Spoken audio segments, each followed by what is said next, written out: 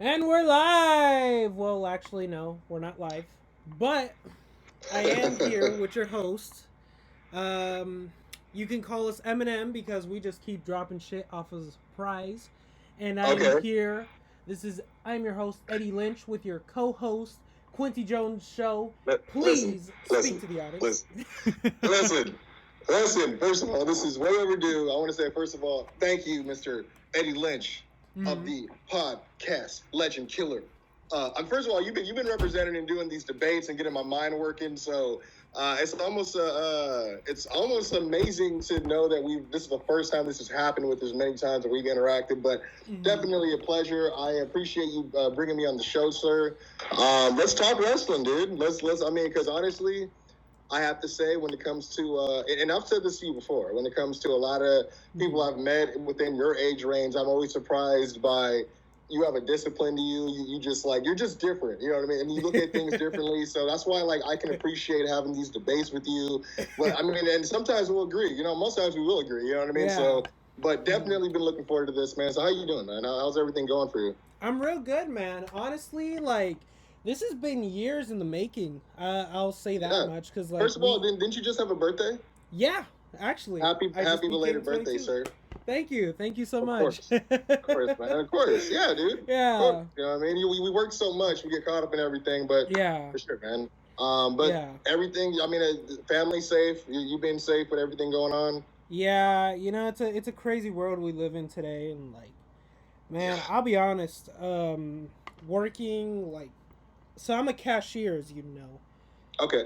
I'll be honest with you. It does kind of get scary a little bit because there's so many people in just one building. It's fuck, Yeah, no, dude. Because I'm deemed essential as well, and I do a lot of cashier work as well. Mm-hmm. And the only thing that gave me peace of mind is when they actually brought in this huge plastic kind of it kind of reminds you of when you go to the bank in the hood and they have the glass. Okay. Yeah, so we have those. So to help kind of in case people are spitting on us or what. Because there's a lot of people in my area that at first they took everything serious, and now they're just everyone's tired of everything. So a lot of them are just walking in without anything, and I'm like, come on, dude, come on, let's work together. It's funny. I had a ballsy customer.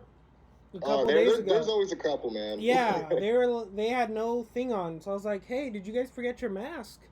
And they were like, "No, 3 people die per million." I'm like, what the hell? What kind of That was the response, dude. What the? And then how many of them was it? 3 of them? It was just I would have been like the 1, 2, 3, bro. Yeah. Kick rocks. You should have put the linchpin on him, bro. Man, I wish I could, but shit, I need this job as much as I hate it. I've been going through that as well, where I'm just like, well, these bills don't pay themselves, but, but it is good to hear that you are working. I know a lot of people are right now. Obviously, a lot of wrestlers aren't working as well, so that's I don't know, not to steer everything, because I know we're gonna get into some topics here, but how do you been feeling about wrestling right now and the format they've been using with the empty arenas and stuff like that? What's funny is I was actually going to ask you that myself, and I don't know if that was on the notes already, but honestly, maybe where I got it from. Oh, okay, yeah. That makes sense. Yeah, no, honestly, I don't think that wrestling works without a crowd. I just saw this episode of NXT the other day. Now, I did enjoy the show. I enjoyed the ladder match, but because it was like a 6-woman ladder match with. That one, yeah. Yeah. And I was really just watching just for the cinematic match between Gargano and Ciampa because I had missed it. But anyway, long story short, the match was enjoyable. But watching the rest of NXT, great show and all. I love Triple H's creativity. It's always refreshing. Yeah. But I can't personally watch a whole 2-hour show. I can't watch Monday Night Raw. I can't watch SmackDown. Even Money in the Bank. Money in the Bank was weird. Really? And I know we'll get into that because I know that's on the list of stuff too. But I hear what you're saying, like, because even for me, like after a while, it's just like I try to get used to it, but then I'm the same way. Like I can't watch 2 hours of it. Like Doc, he always says, "Man, I just can't be." We'll be watching wrestling, and he'll be like, "I just can't be listening to these guys just grunting all day, man." And I'm like, he's like, all I hear is them talking and grunting. I'm like, dude, I can't stand to watch this. You know what I mean? And you know, we have a duty because we do podcasts. We both do podcasts to, stay up to date on the product and stuff. But sometimes the element, because I feel like the crowd is like they use the crowd so much as far as like building more of, like the crowd may wind them up more to give more of their performance. You know what I mean? It's the added substance, if I had to put it that way. It's like almost like an added adrenaline rush where it's like the crowd kind of helps their performance, helps them enhance their performance, where now I've been kind of seeing like a lot of pulled punches and stuff that, the reaction doesn't match the delivery of the move and stuff. So I don't know. It's not like a pick on anybody, but yeah, I was curious because, I've been watching wrestling obviously longer, and I was curious to hear like what your perspective was on it because, it's going to be different, but yeah. You want to get into our list of topics, sir? Well, yeah, actually, but what was I? Because I think I had something else to add to that, but yeah, by all means, I'm sorry. Just basically like sometimes it doesn't even like feel like a wrestling show, like. And here's the sad part is some of the builds, like to some of the matches, I felt like were actually really good. Like, if we were to see like the Undertaker, in his promos with AJ Styles, I feel like those wouldn't have fallen flat like they would have. Steve Austin coming back and give me a hell yeah, and then they panic. It almost felt like a parody of wrestling at first. No, it's almost like a sketch show, huh? Yeah. It's almost like a Mad TV of wrestling almost. And again, it's not making fun of. I'm not saying the wrestlers are a parody, but you're right. It's almost like a parody of what a wrestling show would like. If Saturday Night Live did a sketch on what they thought wrestling was, it probably would look like this. You're right. But yeah, I don't know, man. It's obviously it's different states and different places have different regulations opening up, and even though we're freaking 3 more months, which is ridiculous. But hopefully we'll start to see a change in the way things are produced. It's I don't know. I mean, it's a shame because I felt like a lot of planned events. Like, the top line of it is like a lot of companies, like both WWE and AEW lost a lot of money in ticket sales for this stuff. But it sucks even more because we'll never get those matches. Like the Blood and Guts match for AEW, which was their version of the War Games. And then, there was like the NXT TakeOver for WrestleMania got canceled. And I felt bad for those ladies and gentlemen because they worked all year, you know what I mean? And they got their Super Bowl taken away from them. 100%, and except for Austin Theory. Austin Theory lucked up, didn't he? He actually did if you think about it. I got the lottery ticket of life. Like he got to be on WrestleMania within months of his career and then jumped to the main roster. Like, crazy. Yeah, so and crazy. Yeah, and like, what I felt like a lot of the matches kind of suffered from the no crowd as well. Charlotte for sure, Edge and Randy. I felt bad. I mean, I really did. And I feel like they could have done a little bit more in certain places, but like that was another one where my brother's like, man, all I'm hearing is 40 minutes of grunting and these guys just hitting each other. And I'm like, yeah, I know. I get it. You know what I mean? And it's like you can only be into it for so long, Yeah. And by the way, I wanted to ask you about one more thing, because see, the thing is, I was watching this match with my other podcast co-host John. Yeah.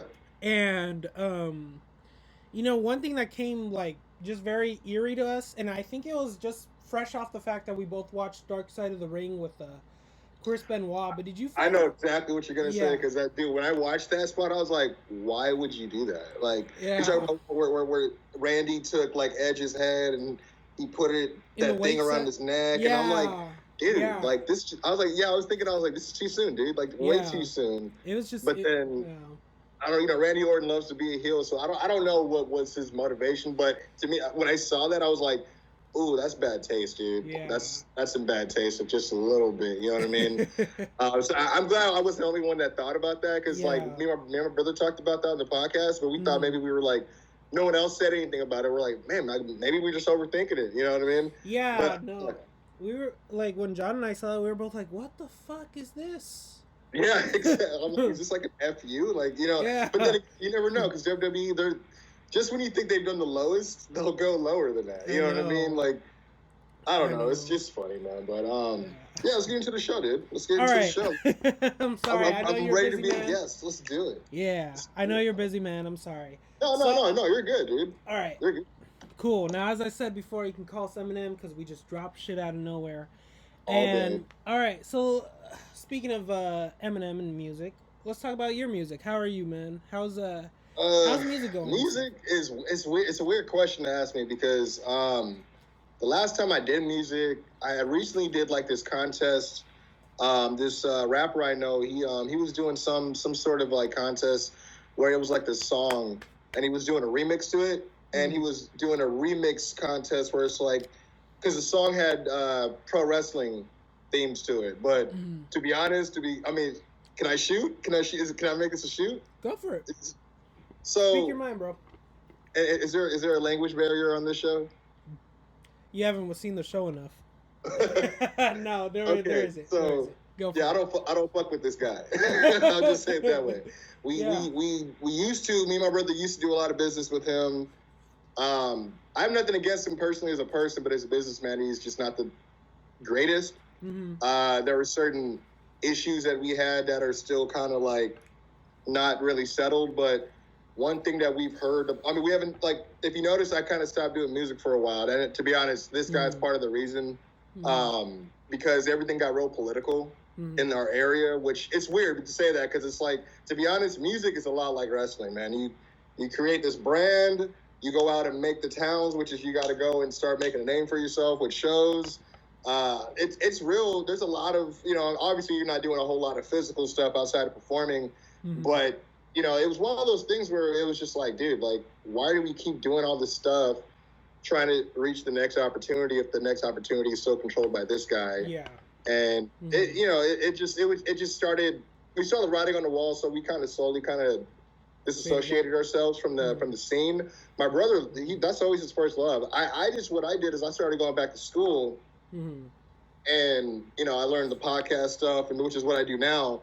But it's been so long with music, so when I saw that the same guy had all of a sudden was doing this pro wrestling contest, I was like, oh, hell no, dude. I'm like, that we do the pro wrestling rap. So, because like I'm not saying that we're like the sole owners of it, but in this area, we were the first ones to do it, and not only do it, but do it times 10. Like, you've seen some of the videos, but then we'll do like, tag team promos with the belts on, and we'll take it all the way there, just because it's like we're big fans and people know that that's what we're known for.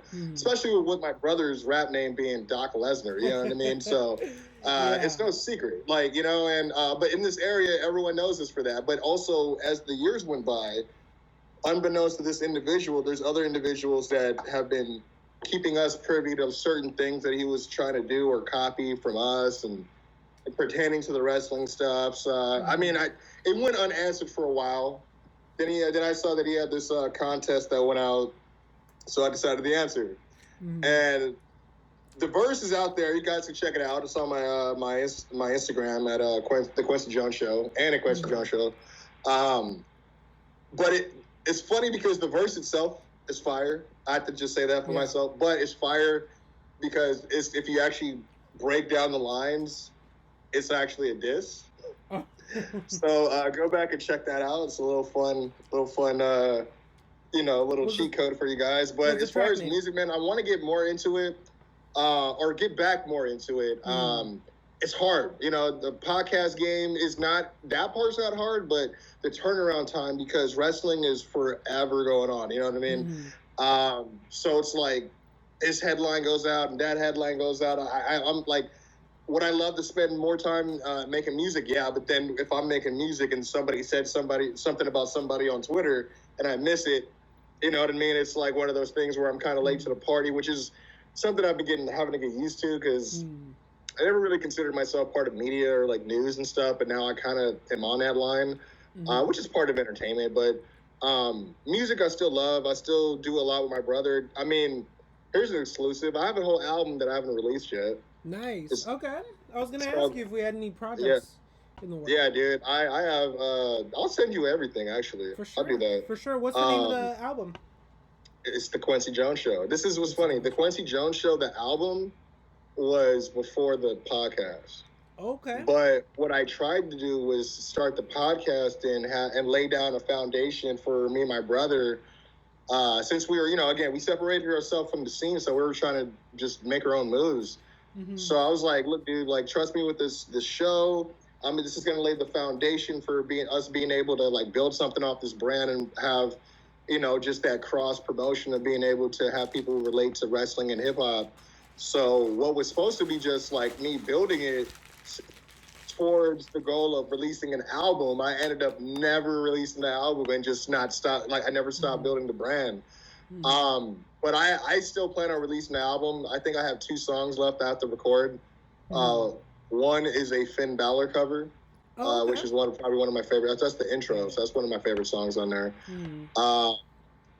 It's the Kwency Jones Show, man. It pretty much was just. I felt like anytime I hit the stage, and you give me the mic, that I turn that show into my show for that. Whether it's 10 minutes, 15 minutes, 20 minutes, that's my show. And I leave you guys wanting to, fiending for the next episode, so to speak. You know what I mean? So, nice. But yeah, I'm still definitely actively trying to get back towards the music. My brother Doc, still doing music, releasing singles. He's been stepping it up. Check him out if you guys are a fan of rap and wrestling. He blends them together. He's Doc Lesnar on pretty much anywhere you go and get music, man. He's doing his thing a lot right now. So no, actually, now you got me wondering. So you said this album came before you started the podcast. You started the podcast in 2017, right? Yeah. And so that's what's crazy. This album was like 3 years old, like, and it's just like there. It's on my computer. Got it. Like the album art's done. Like everything's done except for like I said, like 2 or 3 tracks. Oh, okay. I just, it's not that I don't want to release it. I just, like I said, I got so caught up in trying to continue building the brand because I didn't realize, especially like individually being the one solely to help build it and post stuff on the daily and have to share stuff on Facebook and all this stuff. It's a lot of, it's funny because it's because to anyone else that walks into a room, they just see me on my phone. They just think I'm on my phone. I'm like, no, dude, I'm emailing this person. I'm trying to lock down this. I'm trying to like schedule this. Like, so I think that's the downside. I wish I could spend less time on my phone because of it, but because I'm continuously building this brand, I spend more time. And I miss out on a lot, you know what I mean? Like being able to have time to do music. So, but I'm not giving up, man. I don't ever want to give anybody that impression because my brother actually had a show earlier this year where he actually allowed, he gave me the opportunity to perform with them. And that was the first time I performed in probably over a year. Nice. And I fell in love with it again. But then when I got off stage, I fell back out of love with it because I forgot. You get everyone that's asking you the same question and this and that. I was like, oh shit, this is why I don't. And then when I went back to work, because I have some people that follow me on my Facebook and stuff, they were like, oh, so you're gonna sing for us? You're gonna, I'm like, oh, this is why I don't tell anybody about this. I forgot about this part. You know what I mean? But But I still definitely. I mean, music's my first love. No, wrestling's my first love. Music's my close second, 100%. Because it's probably a year apart, to be honest. You got when I found it. But I mean, I would love to rock this mic, you know what I mean? So, looking forward, never say never. Just look forward to, I may drop something this summer. I will drop something this summer. I'll tell you that. Exclusive for Podcast Killer, Legend Killers. Kwency Jones will drop a track, some music in some form this summer. I will promise you that. For sure. All right, last question before we move on. So, artist-wise, lyrically, who would you say influenced you to become a rap artist? I'm trying to think, because I know what I used to listen to. Like my mom, she's so awesome because she used to like play all the songs for us. Like we used to listen to a lot of like early Biggie and Tupac and Bone Thugs and Eazy-E and stuff like that, and Snoop and Dr. Dre. When I got to like middle school, high school, I started. That's when I kind of discovered like more down south and East Coast rappers. Like one of my personal favorites, and he gets a lot of flack, but hey, he has one of the most famous podcasts out right now, and that's Joe Budden. Joe Budden. He's been one of my favorites. Funny, I like Joe Budden too. He's actually really nice lyrically. The thing is, everyone thinks he's Mr. Pump It Up, but he's like, and I can say this with confidence, he's the Black Marshall Mathers. When in terms of song substance and what he raps about, like for those that would actually take time to figure out what's up with Joe Budden, they would realize that he's like, he has mental problems too. He has depression and all this other stuff, but the way he writes about it, you know, it's just different for me. You know, he was a standalone for me. Another guy for sure was like Lloyd Banks. I was a fan of the punchlines. You know what I mean? Like the Locks came in, Fabulous was out. You know, again the Jay-Z's, and that was the thing is like back then when New York rap was like real crazy, you would hear all these crazy radio freestyles and everyone having these punchlines, and you're like, no, you gotta have these punchlines or else you're not really sick, you know what I mean? So that was one of the things that always kind of pushed us to kind of want to do stuff. But me and my brother and my two cousins, we started as a four-man group, and then we ended up being a three-man group because our oldest cousin, he got older, so he kind of grew out of it.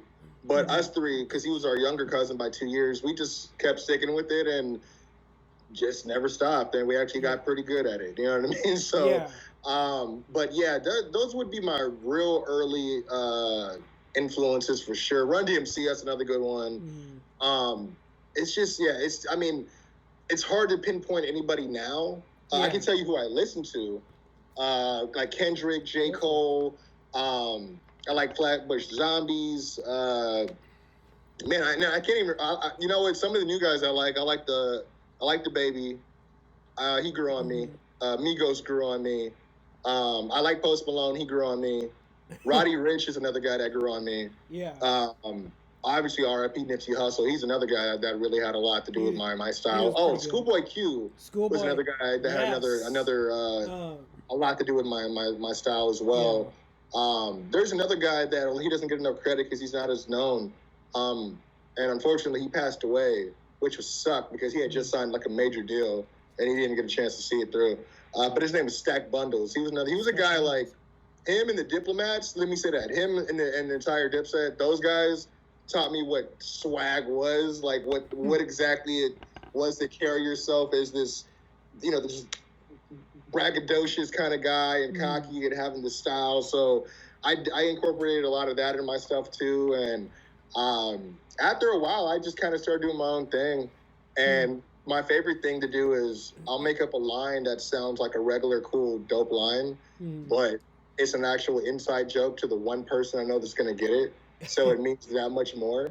And I just wait for them to listen to it and then hit me. I get the text like, dude, did you really say that? I'm like, I need you to get that. You know what I mean? So that's always fun, man. Like I said, I like to throw little charms in there, here and there and stuff like that, dude. But I think one of my biggest influencers now is probably my brother because that's my twin, man. But like iron sharpened iron. So it was always one of those things where my brother's always been better than me in rapping, right?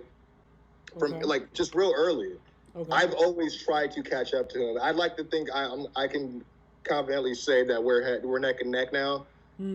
I can tell you for sure his work ethic was different. He showed me how to work. You know what I mean? So I credit a lot of what I know about music to him. In terms of grinding and just doing everything independent. My brother did a lot of that stuff. So, but yeah, man. I mean that's pretty much who I listen to now, and anything that kind of like has any type of influence on my sound or style. I just like what's good. And that's the thing is like I don't just listen to one thing because I listen to rock and stuff too. You know what I'm saying? So shoot, I'll be riding through my freaking neighborhood bumping some Fozzy. You know what I mean? Like I don't care. No. I like me some Fozzy too. You know what I mean? So it's just whatever moves me. That's just pretty much what it is. Yeah, I get you. So you have a wide range of music, just like me. Yeah, 100%, dude. Nice. Like, especially when high school hit, dude, I was like getting introduced to a lot of like bands and stuff, and I wasn't used to open to bands, but like Mm-hmm. System of a Down was probably my first huge favorite next to Korn. Really? And yeah, I liked a lot of like. That's the thing. I liked a lot of rock. I just didn't know who I liked because I was horrible with names and horrible with song titles. But if it came on, I'm like, oh, this is my shit. And then they're like, oh, I didn't know you were a Metallica fan. I'm like, I guess I am. like I remember I took rock and roll appreciation class at Mount Sac, and I turned with my brother, and I turned to him. I'm like, dude, I'm totally a Beatles fan. I didn't even know I liked all their songs and didn't even know that these were them, like that sang it. You know what I mean? So it's just, I love music, dude. Music is universal. That's just one of those things, dude. Yeah, I get you. And, you know, music actually, it's one of those things where, like, you know, like, no matter what type of listener you are, there's always just something about music that's just, it's a good form of expression. It's very therapeutic in that regard. Like me, I'm more of like, I always like listening to like the storytelling aspect of like lyrics, and like this is why I'm such a big fan of Eminem, and you see me like always like posting Eminem lyrics and stuff, because there's always I'm a fan of his storytelling as well, because he does it really well. You know what I mean? And he doesn't just do it really well, he brings you in. Yeah. And he has you like visualizing what he's talking about. And I would never say that you freaking big him up too much. That guy deserves it. You know what I mean? He's great at what he does. You know what I mean? Like, I'll fight with you next to you on the front line on that. Like, for reals, dude. Like it's just, the slander on Eminem's name is hilarious, but I'm like, bro. I'm like, god damn. Like, whenever I hear someone say, oh, he's not as good as he used to be, I'm like, what the like, you either don't listen to him enough to like get his like, I think people just, they don't have time to sit down and actually do the research. Like, it's so much easier to act like you know what you're talking about, than to actually research and then still have that same opinion about it after. Which, if you do that, I can respect your opinion way more. Yeah. But like, there's like I remember when the whole thing where he was going back and forth with MGK, and everybody was like, oh, that second disc was okay. I'm like, what are you talking about? I was like, first of all, I gave MGK his props, because he actually went at the King. You know what I mean? He actually went at him. And he didn't do bad. He actually had a pretty good outing. But what I loved about that kill shot is the fact that if you listen to it real closely, he literally responds to every single line that MK said in Rap Devil. And no one gives him credit for that. And I'm like, bro, you guys aren't listening. I was like, you guys are, he literally proved every rhyme he said about him wrong on that. And no one's, I was like, you guys suck. And then on top of that, on top of that, like, I hear so many people like, oh, all he said was like, he makes more money than, like, no, he didn't. He called him out on everything. He talked about, like you said, he addressed every single thing that MGK had said. But not only that, but even like, he also proved like, shit, I was way more made when I was younger than you, and like, shit. Dude, that's the thing. He wasn't even just like, he was dissing him, but he was like spitting some facts too. You know what I mean? So I was like, that's why I couldn't believe when that one came out. Everyone on Facebook like, oh, it was cool. It wasn't like, you know, that normal Eminem temperature. I was like, oh my god. I was like, bro, first of all, if that's how you feel, imagine if you would have went full pickle. You know what I mean? I know. The only thing that I was like, I think maybe people were just expecting like nail in the coffin type, and I'm like nail in the coffin was good, but man, this one was just like, dude, this one, like, I still listen to Killshot. I'm like, shit, man. Yeah, dude. Yeah, dude. Like, and then I think he didn't even finish it. He had to like, he just faded it out. He didn't even like, dude. He has like a whole unreleased version of it that we will never. Oh god, no, he'll drop it. He just drops it out of nowhere. Yeah, like he said. I hope so. Oh, man. Shit, man. I love hearing. First of all, I love Eminem. Period. And like when he gets in that mood where he's like, "Fuck, I'm gonna just rip into you." Man, it's over. Watch out. Yeah, watch out. Which, you know, what's funny is another person that I know that you like, and you know, he has, but this because I would say that you like a lot of people that are inspirational as well. Mm-hmm. You know, Bizarre, of all people, from D12, you know, he had that workout song, and you know, I remember you sent it to me when I first started, you know, posting that I was going to be doing some stuff, trying to, you know, get my health down and stuff, or health up and my way down. And I honestly love that you sent it to me because I totally forgot about the song, but I never knew there was a video. So when I saw the video, I'm like, I like this, dude. And so like I would actually watch it more than you know. But yeah, dude, like it's with so much BS on, you know, in music right now. It's nice to finally get some substance every now and again because I'm sick of hearing "I'll take your girl, I'll take your girl." It's just like. Everyone's like, infidelity is not cool. Like, I don't know if anyone got the message, but whatever. Honestly, though, and like I do get tired of the same bullshit. Like, that's and me as an artist, like, it's my brother struggles with having to go to shows and having to be up against a lot of artists that put out all that same stuff, and him struggling with whether or not he has to like. He feels like he has to conform in some way to appeal to that crowd, but then he's like, no, dude, I don't want to do that shit. And I'm like, yeah, you shouldn't. Like, just do you, man, you know? But I got a hell of a segue for you. Yeah. It's horrible, actually. Go for it. It's okay. You already said it, so that's your segue.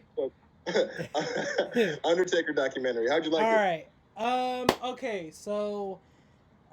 shit. It left me wanting more. That's the one thing I'll say about it. I enjoyed like really a lot of it. The only thing, man, I just wish that like they didn't try to make the Roman Reigns match seem as good as it like portrayed because it wasn't a good match, you know? No, a lot of people were saying they were like, why did the highlight reel look better than what actually happened? I'm like, and especially with the way they were talking about it right before they showed it, when everyone was kind of not shitting on it, but they were like, it wasn't what it could have been, unfortunately. And then they showed that, I'm like, dude, that looked way better than what actually happened.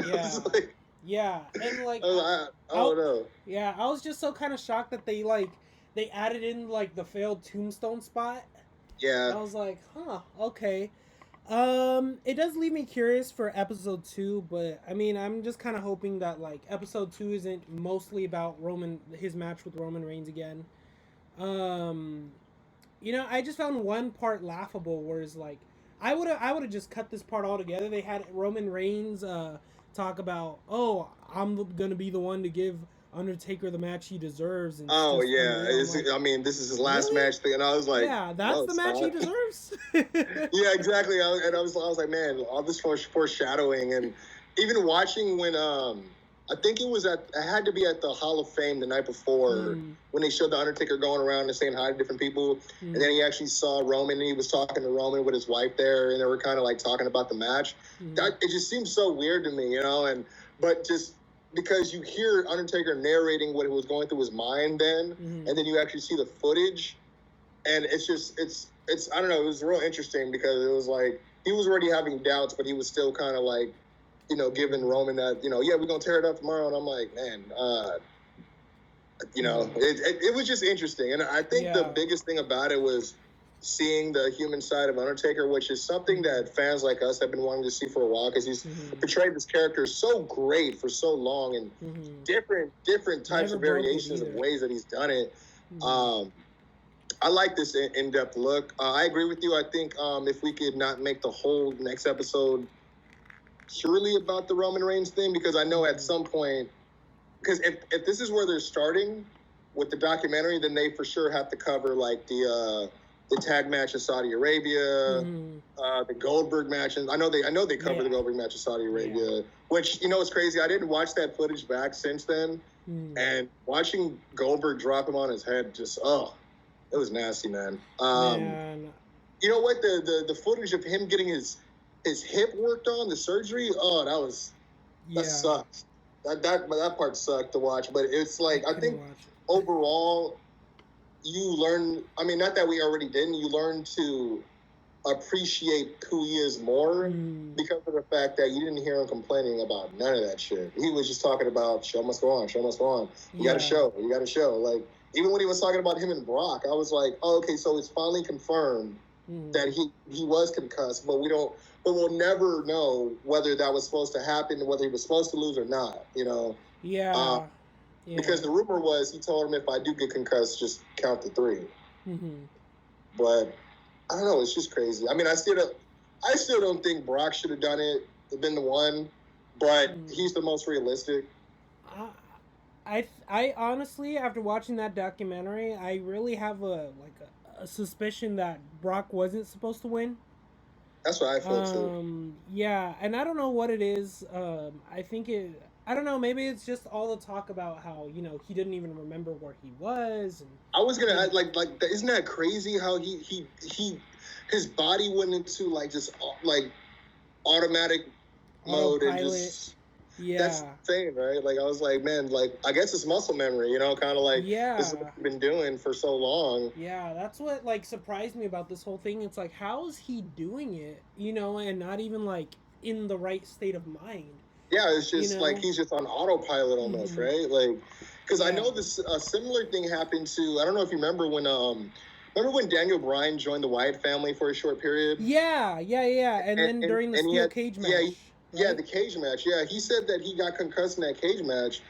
And so from the time he got concussed to when he actually climbed to the top and was doing the yes, he doesn't even remember that. Yeah. So I'm like, dude, can you imagine not being in state of mind, but autopilot climbing up a freaking cage? You know what I mean? That high and doing this, and you don't even remember doing that? I'm like, that's... man. Yeah. And then hearing him talk about how he was had this weird... the Undertaker having a grin on his face... And I was like, wait, what? He's like, hey. I was like, what? I'm like, damn. It's surreal, right? Way, man. But I agree, dude. I'm definitely hungry for more. Yeah. I want to see what else they're going to cover. Also, I don't know if this means that the Boneyard match was his last match ever. Yeah. Which I wouldn't be mad at. Yeah. I wouldn't be mad at. How, gives him a chance to ride off into the sunset, right? After the last time he tried. So, but yeah, I'm definitely I'm looking forward to the next one, man. How'd you feel about Otis winning Money in the Bank? Okay, Otis. Look, I enjoy the character. I honestly I didn't get on the heavy machinery bandwagon, so to speak, until that one not Money in the Bank. What was it? Clash of Champions. Yeah. Yeah, they had a tag match. It was they had a pretty good tag match. I can't remember who they were. Was it Daniel Bryan and Eric Rowan? Oh, that's yeah. And I remember just watching him. This guy is actually really entertaining to watch. I saw he was taking yes kicks and he's over here dancing like this, and I'm like, what the fuck am I watching here? I'm not gonna lie, those two actually won me over back in NXT because I used to see them and I'm like, oh, okay, I'm thinking they're in a team that they're building up, but they're still enhancement to put other people over. But the more they kept clicking and the more that they were having fun and I told my brother, I'm like, yo, these guys versus like the Street Profits or the New Day, would be gold. I was like, because they're really they have a everyone can be a wrestler and train all their life, but not everybody gets the sports entertainment part of it, right? Yeah. Not everybody can get that part of it in their personality. Maybe they don't have the personality to do it. They don't know what it is within them to get that part of it over. Yeah. But they do, and Otis very well does. And I mean, it's worth noting that I guess Vince McMahon is very, very high on Otis and the whole Mandy thing right now, which it's perplexing to me. I mean, I don't. It's not that I don't like it. It's just it's crazy the amount of airtime it's got. But yeah, I'd rather watch that than Lashley and Lana any day. You know what I mean? Yeah, that's true. But yeah, I did. When I heard he qualified for the Money in the Bank match against Dolph Ziggler, I was really surprised because Dolph Ziggler is he's a usual Money in the Bank guy. Especially knowing that it was going to be this theatrical cinematic type of match. Which I'm glad it wasn't Dolph. Sorry, not to cut you off. No. I'm glad it wasn't Dolph, just because you already know this guy's not gonna get pushed. I'd rather just cut out the formalities. That's very true. Some new crop of people. Yeah. I totally get that. Yeah. So I'm just Dolph's kind of got that go away heat for me. So I'm not too. Speaking of go away heat, I was actually surprised that Baron Corbin was in this match again. Really? Because remember he won, and then they kind of punished him and made him lose on a SmackDown, and John Cena cost him. So I was really surprised that they felt like, oh yeah, I think he's ready for it again. I'm like, dude, he's okay being the king. You know, I felt like it could have went to somebody else. Yeah. Because as soon as he was announced, I told my brother, I'm like, Elias is gonna cost him his chance at the, and I was right. And you called it. I was like, what the hell? Like when I saw Elias, I was like, dude, are these two still feuding? I completely forgot. Like I think what it was the SmackDown right after WrestleMania, he like beat him down and like hit him with his scepter. Like he what they said he was diagnosed with what they say a bruised larynx, so he couldn't sing. You know what I mean? Yeah. So yeah, they came for him that he couldn't sing because he lost his voice and all that stuff. So then he wasn't seen for a while. So I was like, oh, Elias is probably gonna hit him or interfere where he's not gonna, he's gonna get his comeuppance or something. But I'm not gonna lie, bro. I was really mad at the end of this Money in the Bank match because it was fun to watch, but I was really going for AJ Styles. Yeah. And then so when I thought that he actually won, I was like, yeah. And then when I literally stood up and yelled, hands in the air, and then I see Otis, I was like, what the and I just like, I was like, so dude, I had the biggest sour grapes ever. I was like, this is so dumb. Are you serious? Yeah. And granted, I was in a good mood, not even a few minutes before, because I was laughing my ass off because I remember my brother asked me on the podcast, he's like, all right, I gotta ask, man, who gets thrown over the roof? I'm like, oh, that's for sure probably Rey Mysterio and Aleister Black. And the fact that it was both of them, I was like laughing my ass off, like tears in my eyes. And then I'm like, oh shit, it's AJ. And I'm like, what? Yeah. So I don't know, man. I'm never a fan of them picking someone that they're clearly not gonna push. Like Otis he's not a guy that's gonna be a world champion. I'm not here to be a dick about it, but I mean, like he's going to be the guy that's going to be representing the company, you know, and freaking going to Good Day LA and all the, doing all these interviews and stuff like that. But what's hilarious is, have you seen those memes already where they've been putting Otis's face on like old school Triple H, and then they put Mandy's face on old school Stephanie? And he has like universal. Hey, you know what? Hey, wishful thinking. If he wins it, congrats. But is he the guy that I thought should have been pushed towards that? Nah. No. I agree with you. Honestly, so yeah, to answer your question, personally, like, yeah, he won me over because I thought, like, the whole thing with Daniel Bryan was amazing and stuff. But, like, for him to win the Money in the Bank, I think is just a little too early. His character is not even, fully established, like, in a main event, sense. I think the guy for right now, he's good doing what he's doing, dating Mandy and being in a tag team with Tucker. Which, speaking of which, where's Tucker? Dude, I've been asking my brother. I'm like, why do we not see Tucker at all anymore? I'm like, he was involved up until WrestleMania, and then he didn't show up at Mania, which was weird. And then he just hasn't been seen on TV. It's possible he might be at home. I know he has a family, so he could be at home watching, holding down the fort with his family while they're going through everything going on, like the rest of us. But, I don't know, man. Like, I agree with you. I don't think I think it's too early, and to give a guy that hasn't been fully established yet a briefcase for a world championship, that's not what's going to make him. You know what I mean? He has to be kind of already made before, like Seth Rollins, he turned on the Shield. He was rolling with authority. He had some steam going into that match where we kind of knew what his trajectory was in terms of storyline and what they wanted from him. So when he won, it made sense. And not only it helped him character, because me and my brother always say like that suitcase, that briefcase, whatever you want to call it, you might as well, it's like a practice championship. You know what I mean? You have to take it with you everywhere. It's almost like they're doing a trial run on how you would be as a champion and how you would deal with having to carry this thing around all the time and be Mr. Money in the Bank, or in this case, the champion. I don't know, man. I just don't see it. I think there's going to be some funny business. I think, a couple years ago, they had like Mr. Kennedy. He won his briefcase, and then he had got into it with Edge, and Edge convinced him to put his briefcase up on the line in a match on a Monday Night Raw, and he lost it. So that was their way of taking it off Mr. Kennedy and giving it back to Edge and having Edge carry it. So I don't want to see that in particular, but I have a feeling they're going to do something like that. Depending on how the crowd reacts going forward to Otis, and I guess we'll have to see tomorrow how how he's going to come out as Mr. Money in the Bank. So Yeah,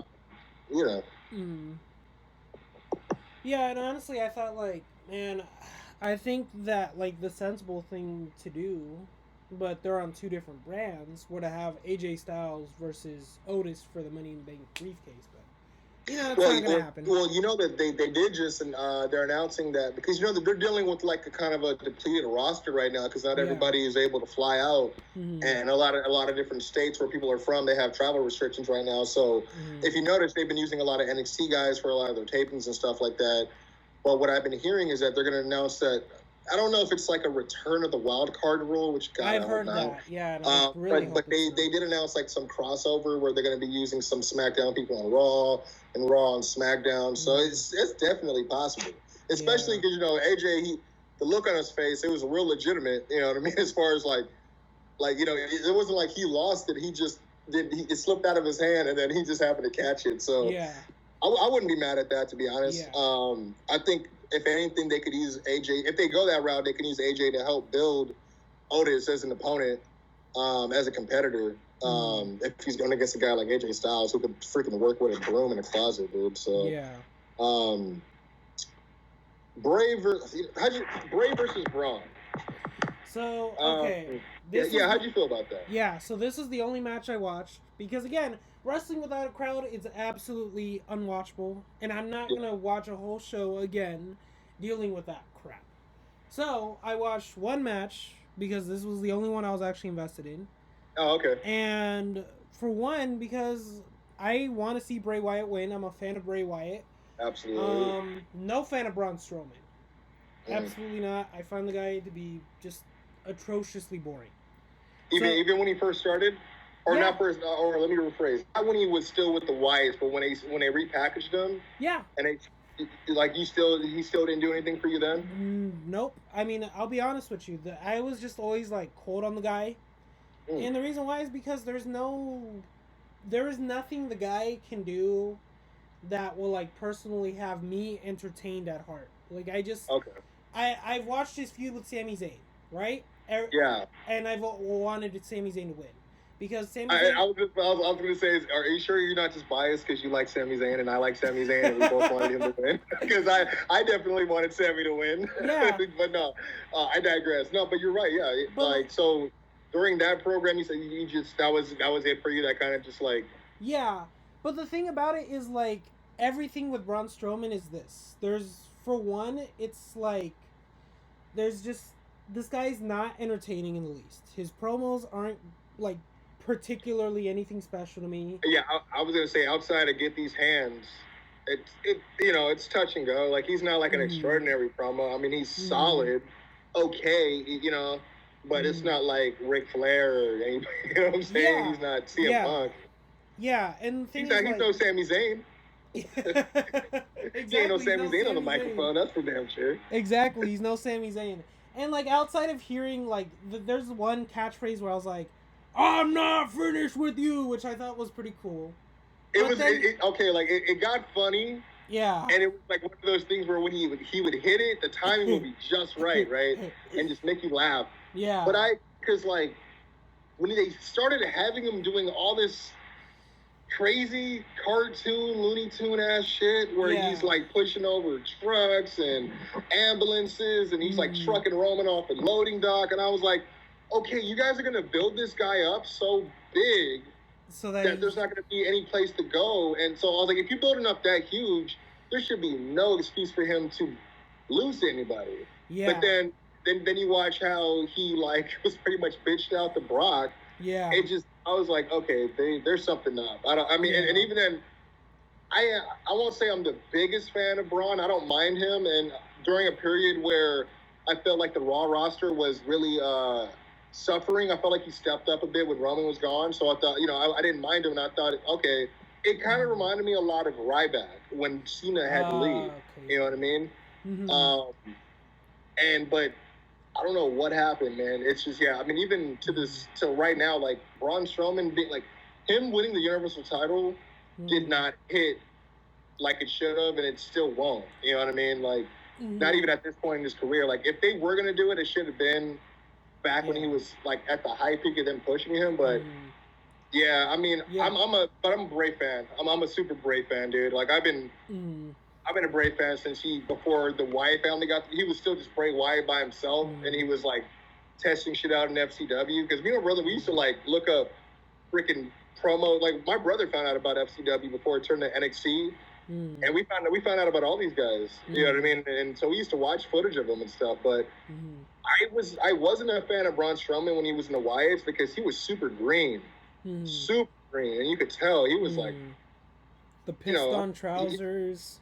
I remember that. I mean, he'll kill me in real life, right? But I mean, like, dude, you weren't good. I'm sorry. Like, when you first started, you should have trained a little bit more before they put you on TV. I'm pretty sure Vince saw him and was like, "Oh shit, let's get him on TV now." Like, like just I see dollar bills. Like, you know how Vince is, man. But in this match, the match was okay, but I thought at the very end it was just he did too much. He was doing too much.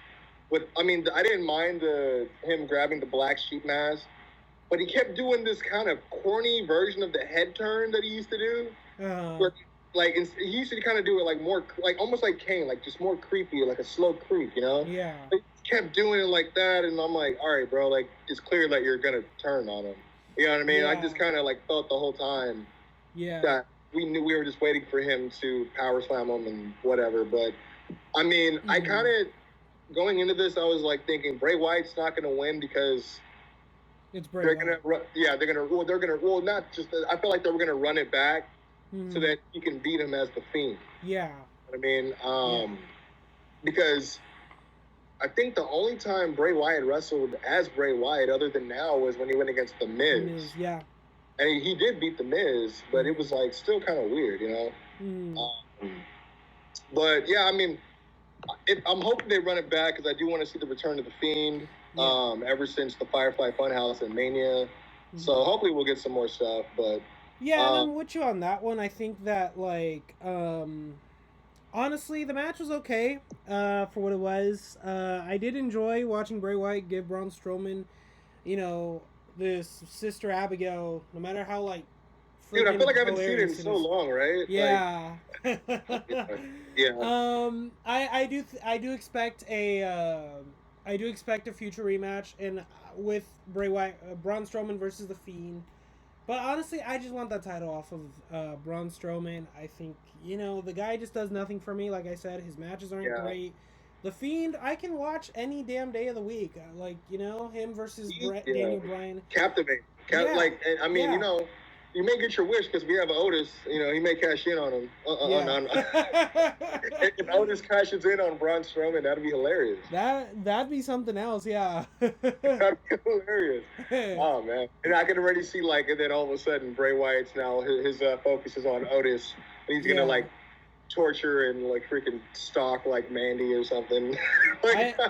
I can just imagine, I wonder, how Bray would, play mind games with someone who is, has that, silly, character of Otis. I'm like, oh yeah! And, Bray's just over here, happy and, you know Jason, what? Wait. You know what? Jason, wait.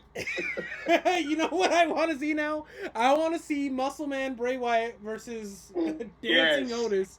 Fuck that shit. Hell yes. I would love to see the Muscle Man dance versus the Caterpillar. Oh, man. Oh, but they need a crowd. Man. They need a crowd for that shit, man. Book it.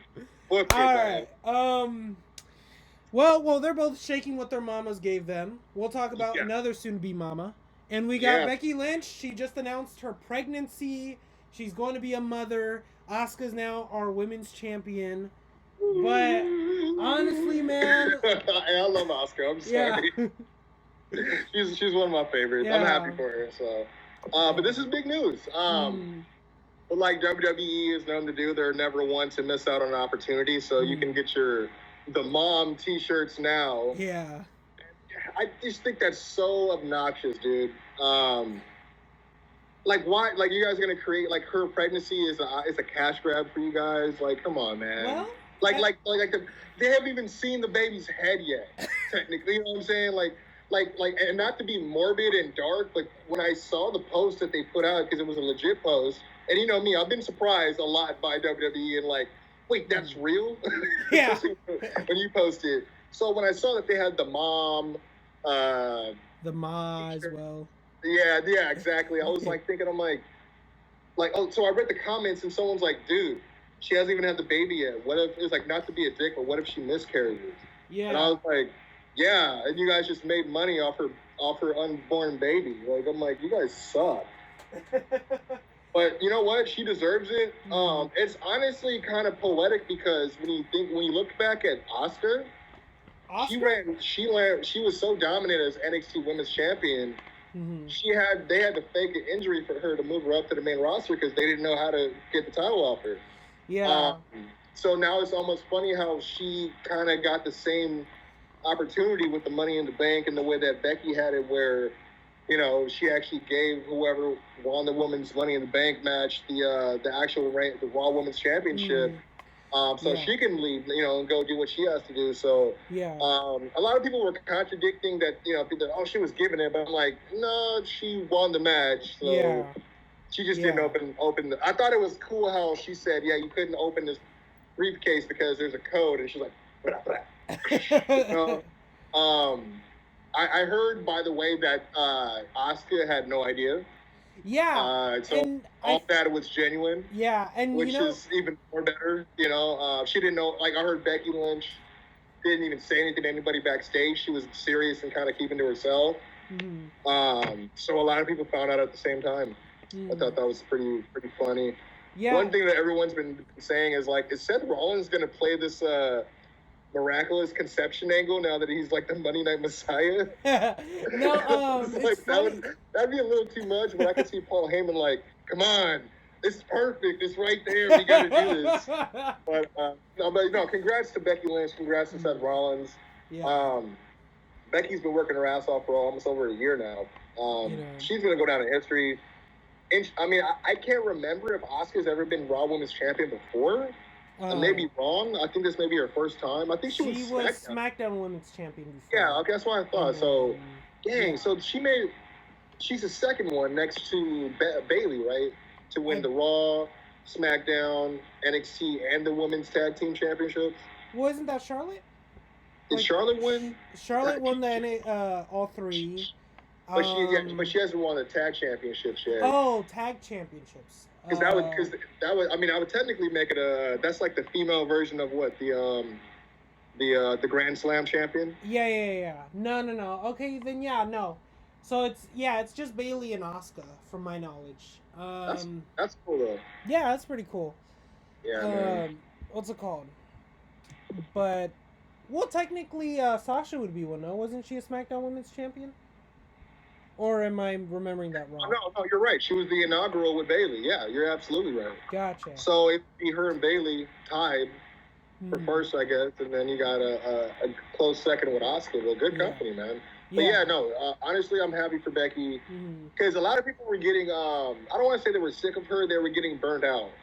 Yeah. So I think this is a perfect out for her to kind of. And I'm sure she's been burned out working on the road. You know.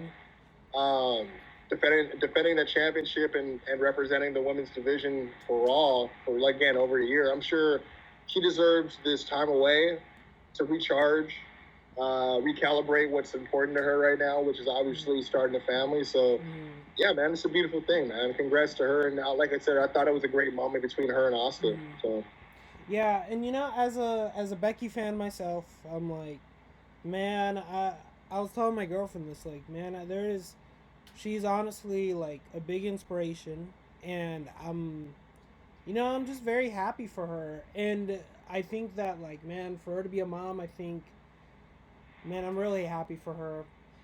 As far as WWE selling merch, like Becky put on Twitter, well, I kind of need this because most of the stuff for being a mom is going to be expensive, so I thought that was funny. She's done. I can appreciate it, even though everyone knows that she's like the third or fourth highest paid person in the company. So it's like, oh, okay, for sure. But yeah, I can appreciate it. At least it didn't come off, like I said, like a blood-sucking money move like WWE. Dude, like, I can't believe still that they're selling those WrestleMania chairs that no one used. I did that. I was like, they weren't even used in the arena. No one even sat in them. I was like, and at full price. That's what got me at full price, about that. Bro. Or like selling the WrestleMania T-shirts. I wasn't there. I was like, that's a slap in the face for those who bought the tickets and they had to go online. Because me and my brother, we were supposed to go to AEW Double or Nothing. And, we were faced with the reality that we're not going to be able to go because of everything going on. So, I mean, it's not at the level of a WrestleMania, but it's like, all those people that bought tickets should have got that shirt for, like, free. Yeah. You know what I mean? Yeah. As a way to kind of, like, keep everyone happy. Because we don't even know from what I hear, it may not even be coming to Hollywood anymore next year. So, I don't know, man. Yeah, I'm staying in spirits about it. But yeah, that shirt thing, I was like, that's such a slap in the face. Of like, and then the shirt was like, because everyone knows, we always make fun of WWE shop. It's like, yeah, you get yourself a $30 shirt for $40. And then get the other one for $1. Dude, can't even be free. Just $1 for the next one. Still want $1. We still want the $1 from you. I'm like, and you know what pisses me off about them is I pay $9.99 every month. Well, every month they say, hey, why don't you try the freaking network for free? First time. So it's like, so what's to stop other people from like, I'm just going to watch it for WrestleMania and just never watch it again. Like, you know what I mean? I'm like, all right, cool. I got to pay $10 to watch it, but whatever. Well, no, it's funny. Early on in the PLK, we have this inside joke, Jordan the Wrestling Fanatic and I. It's actually they slip us that extra nickel because of tax. That's for like, no, we're not paying for shipping. You're paying. We don't care how much money we make every day. We're getting at all. You got to pay to be a fan, damn it. Like, it's literally like, that's why, like, even like for Christmas, like I started asking for shirts for Christmas just so I don't have to freaking pay for them. You know what I mean? Because it's like 3 shirts is like $120. I'm like, God, I can't forgive myself for spending that much on so little. Yeah. Well, what's your it says buy or sell of the week. Yes. Are you familiar with buy or sell? No. Okay, so think of like, do you know the game Would You Rather? Okay. So basically, we're buying or we're selling. So we're picking one and we're selling the other one. So sometimes it could be like, okay, buy or sell on who was the better manager, Paul Heyman or Bobby the Brain Heenan. Okay. And you might say, okay, I like Bobby the Brain more, so I'll buy on Bobby and sell on Paul Heyman. Okay. Okay. So, all right. So, overall performer, and this is just because, well, I'll be honest, I had a hard time really thinking of one, and we always do buy or sells here. Overall performer, this goes for everything. Matches that they have now, matches that they've had then, biggest influence, every criteria you can think of. Who are you picking? Who are you buying? Who are you selling on? We got Brock Lesnar or The Undertaker. Oh, okay. I see this now. Oh, okay. I'm buying on The Undertaker and I'm selling on Brock for sure. I have nothing against Brock, but in terms of, and this is arguable because people have their own criteria for what they believe makes up, their beliefs and stuff. But in terms of impact, not even close. Yeah.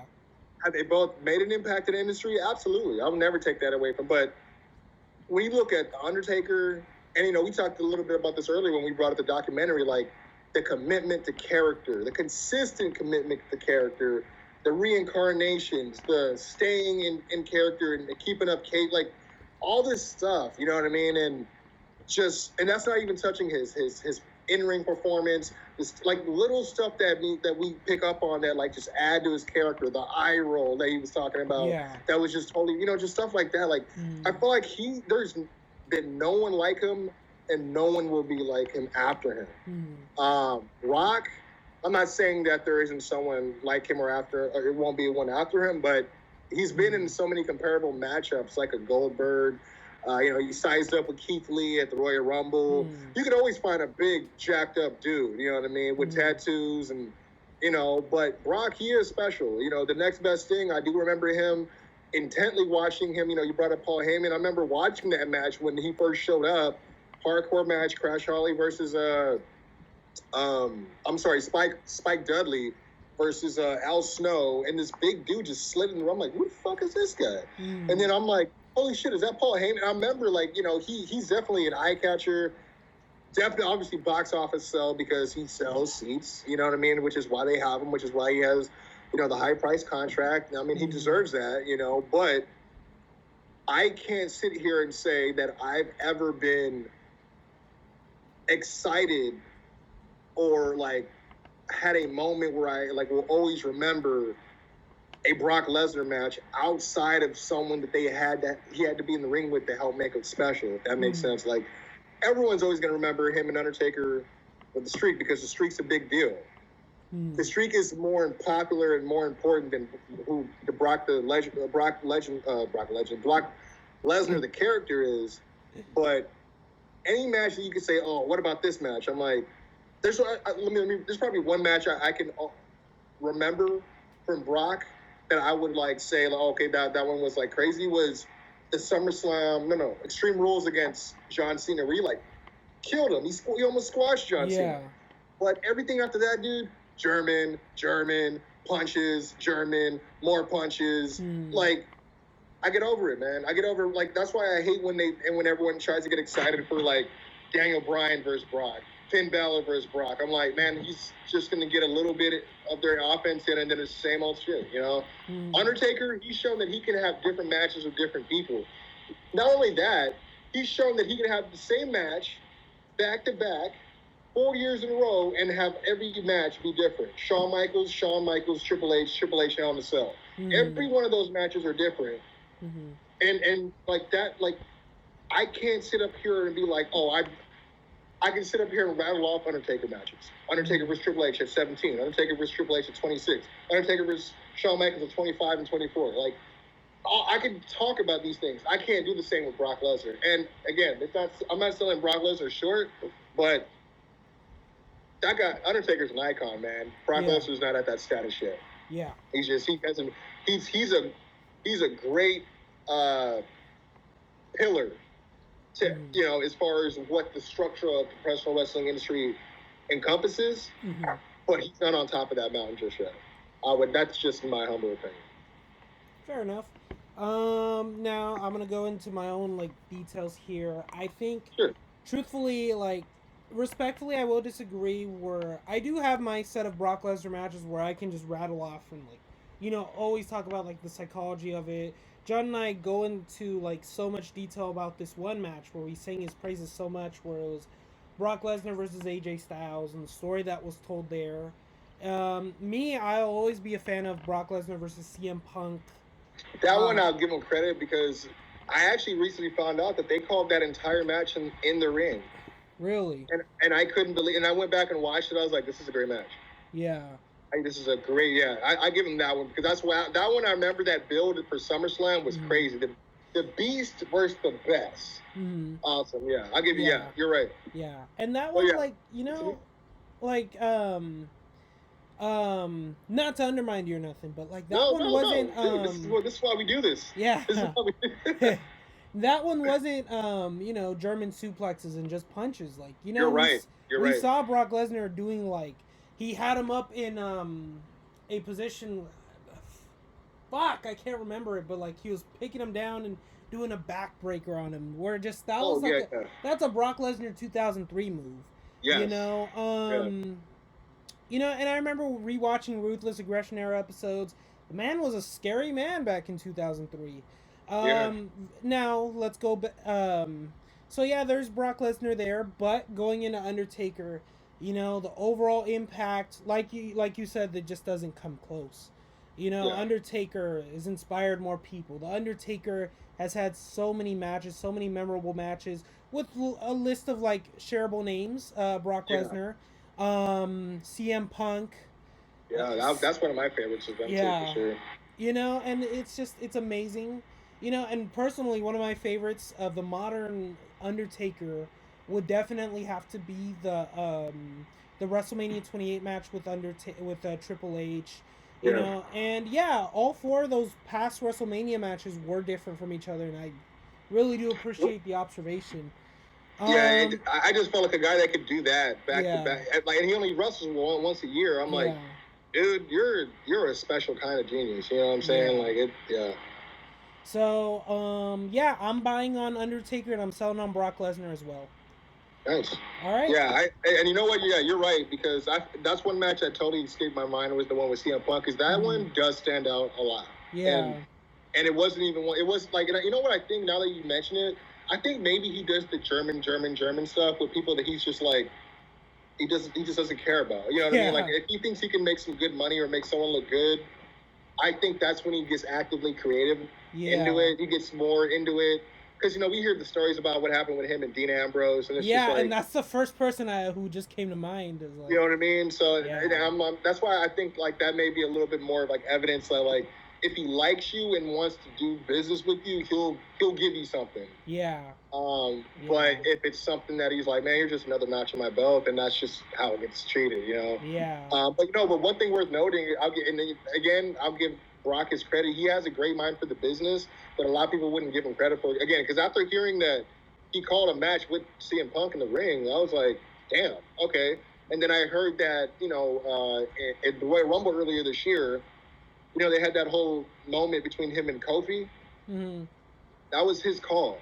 That was his idea to do a callback. Because remember when SmackDown first started in the first episode? It was I know. Brock I wasted $200 and I was pissed. Yeah. Yeah, you know what I mean. And that's Jack. Oh, you win. Yeah. Yeah. Oh, man. I remember John asking me, like, what'd you think of SmackDown? Yeah, you're right. Oh man. Yeah. That's the match I paid to see too. I was with my girlfriend. We were both like, shit, I can't wait to see this match.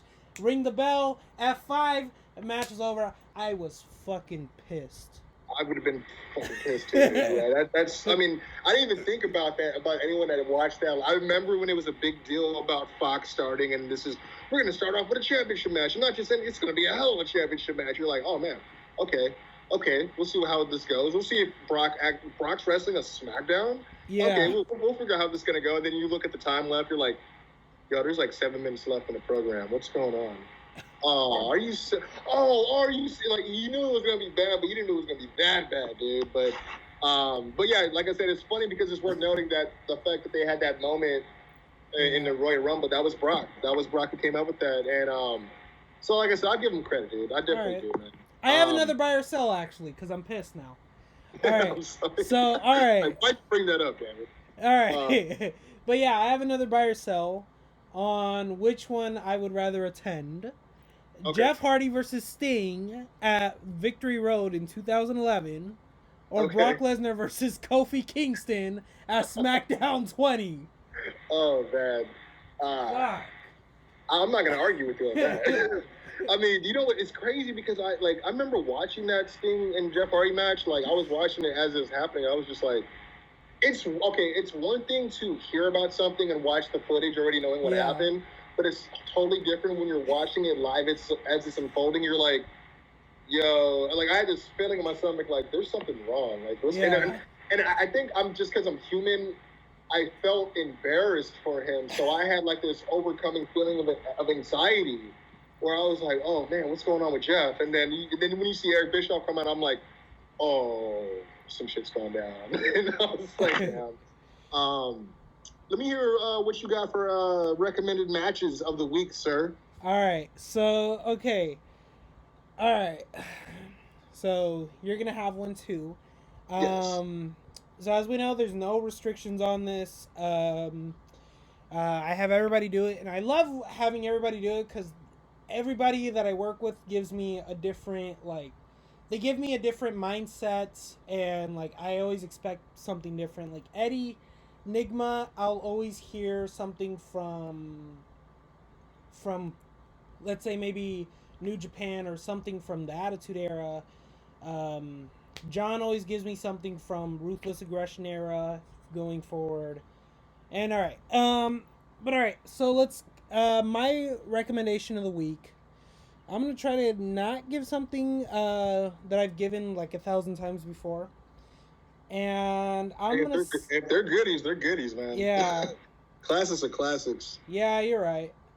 You know what? Here's one that kind of is not really something I've picked before, but you guys would probably expect it from me.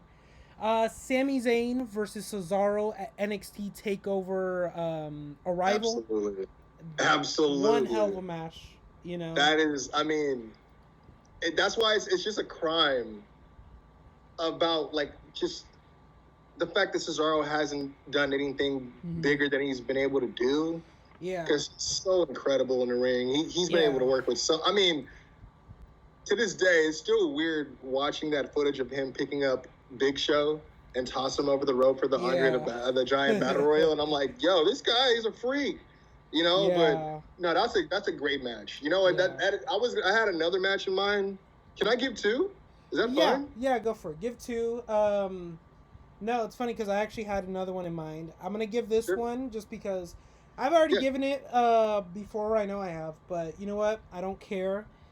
This is her day, and it's a Becky Lynch match because I have like thousands of Becky Lynch versus Charlotte matches.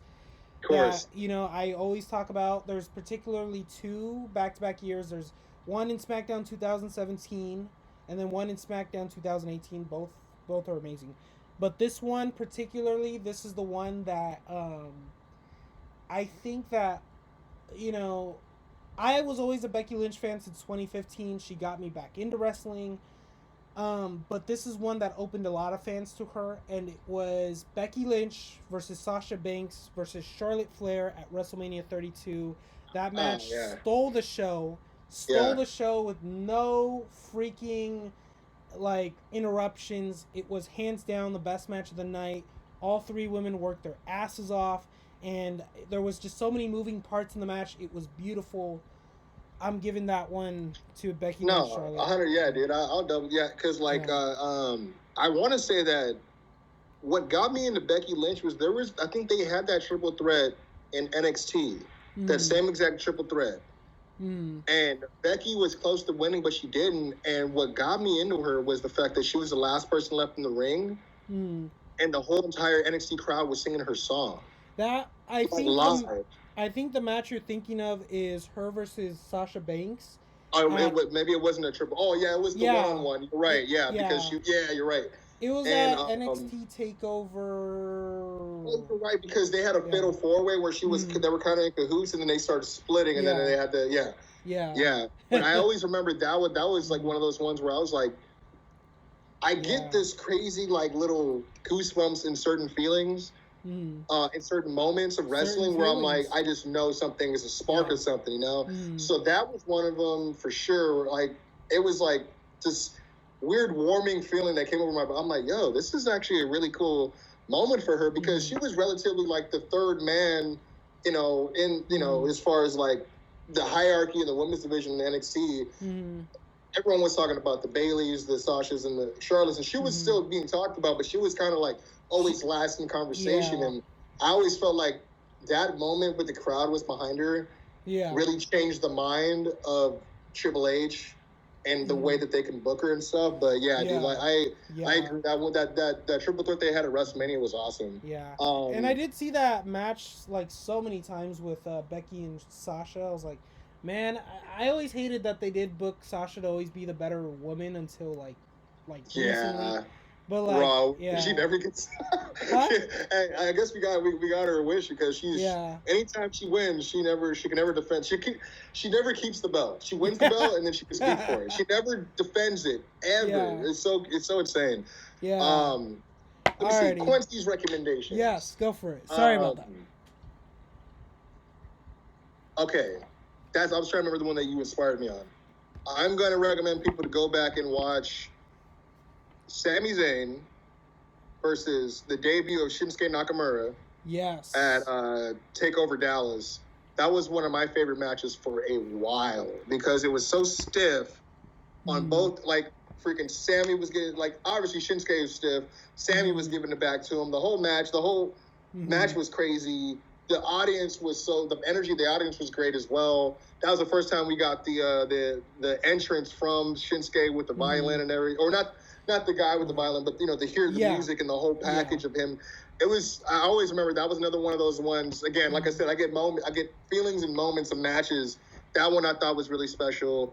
Another match. This one's kind of more recent, and it's going to be on the other side of the spectrum for AEW actually. Because I actually just recently watched. I like to go back and watch matches that I was like, I thought that was a pretty good match. Let me watch that again, and then I get right back into the emotions of it. Dustin Rhodes versus Cody last year at Double or Nothing is. I haven't seen it, but I hear it's really good. This is so. Check this out. I saw it because we were there live, but it was different watching it back. As how they shot it, as opposed to watching it from the crowd, because the crowd was great, you know what I mean? And I love the match, but watching it again, just from a different perspective, like where I was actually able to see a lot of the facial expressions and get the emotion from a lot of the stuff they were doing. I love that match, and that's another good match. And if everyone remembers, that's when Cody set the internet on fire because he had like the throne.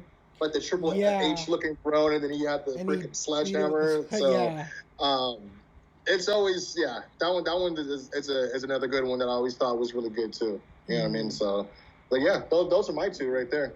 Yeah. Now, actually, little known fact: did you know that the Sami Zayn and Shunsuke Nakamura was also called on the spot? Really? Yeah. It just makes me happy. So I'm gonna go back and watch it. I'm gonna go back and watch it just because of that. Like.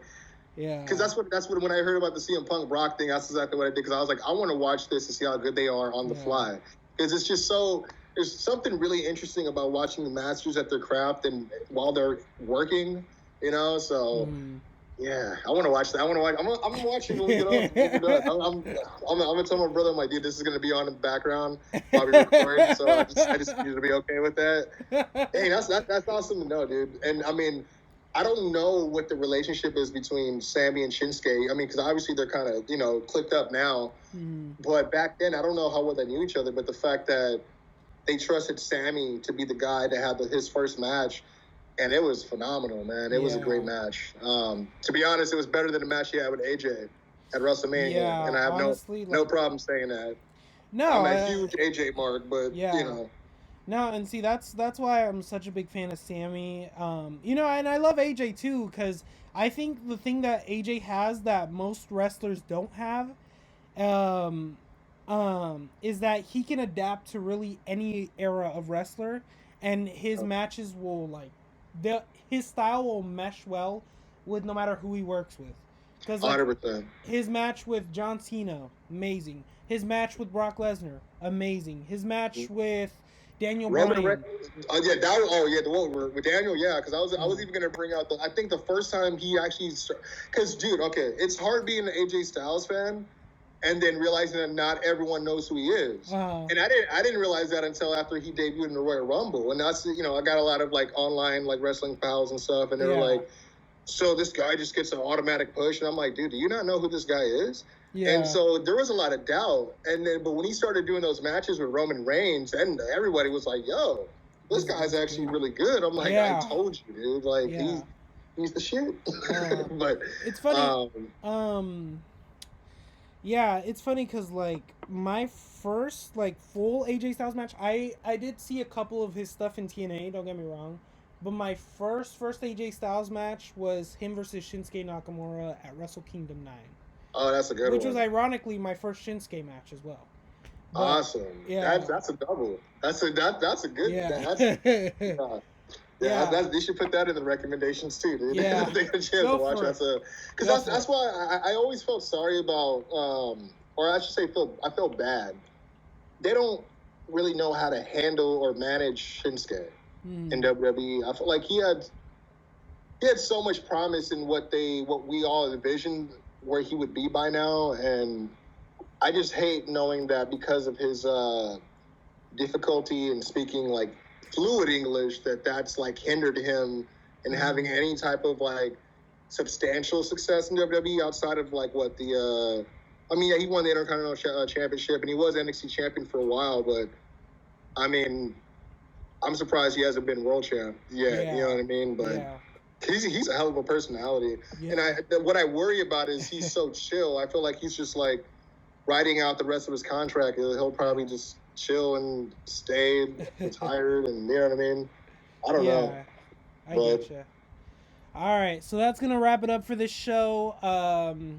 Kwency's a very busy man. He's got to do his podcast with the Kwency Jones Show with Doc Lesnar. Yes. And see, I did your show, and now I got to do my show. And as we both know, us podcasting men, these things are a bit strenuous at times. So I do have to get ready to do my podcast with my brother as well. But man, it was a pleasure talking to you, dude. Absolutely. Look forward to doing this next time. Dude, I would love to do this again. Just let me know, dude. Like I said, just tell me when you're free. We'll work it out. Maybe I'll try to get Doc on the show with me too, man. For sure. I know. I'm sure he'll love to do it. For sure. And so, like, I'm glad we did this one, because now you kind of get a format, a taste of like what my show's about and how we do things. Sure. Yeah. So yeah. The mainstays of these shows are always the endings, where we have the buy or sells and the match recommendation. So I might get you on the spot sometime. So just at least I had something good to say. at least I had that. So imagine I'm like, Kofi and Brock. You know what I mean? Yeah. But nah, man, it was definitely a pleasure, man. You guys make sure you follow the podcast, Legend Killer podcast, for sure. These guys or I should say mostly you, because I know it's you, man, but I know you have friends and stuff and guests, such as myself, but hardworking, always putting out some quality content for wrestling and just for the love of wrestling, like all around. And trust me, ladies and gentlemen, I know this individual, very hard working, very driven. He shows a lot of love, a lot of support, and he could use your support with this podcast as well. Make sure you tune in every week, because this guy knows what the fuck he's talking about. Right? Yeah, you're right. Listen.